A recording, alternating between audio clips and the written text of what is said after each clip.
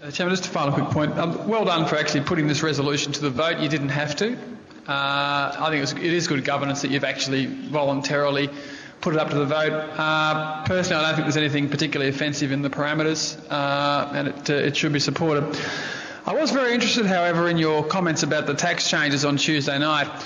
I think they're talking about saving $250 million over 3 or 4 years. So you're looking at 60, 70, 80 million a year that they're going to save from this, and this is directly targeted at CEOs. I mean, the way the system worked was CEOs could structure their pay so that the tax rate they were paying on their share component, even in some circumstances, got down to as low as 10%. It was a bit of a rort where you can prepay your capital gains tax and then you got the 50% discount if you hold the stock for 12 months. And they've closed off what many people regarded was a bit of a rort. And a logical CEO, of course, would structure their affairs to turn what really should be income into capital if you can get your tax rate down to, something in the teens. It's a logical, rational way to respond. The question is, where does the liability lie in Craig's contract now that this loophole has been shut? So if he reaches all his performance hurdles, this legal change will cost him hundreds of thousands of dollars. Is that a liability we're going to wear under his contract? Is there a clause in his contract that says any changes to tax laws, the company must compensate?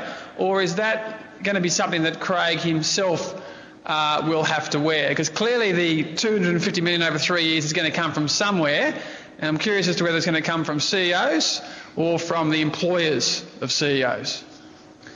Thanks for your comments, Mr. Mayne. As to the contract, I'm pleased to say that, as with all good contracts, once the contract is executed, it tends to be put in the bottom drawer and never needs to be resorted to again. And certainly in terms of the relationship between our senior executive and our board, we don't get to those things.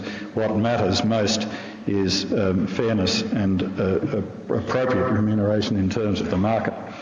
So if we, along with other companies, are obliged to meet the changes that are being instigated at a legislated level, we will do that. And I have no idea myself what the outcome will be. But that's as much as we know for the time being. I certainly would just remind you, though, it's set out in the notice of meeting, and I read this in terms, Mr. Tilburn, of legal formality, a reminder that we do have an obligation to pay the Chief Executive a long-term incentive payment. That is contractual and disclosed for all of our senior executive.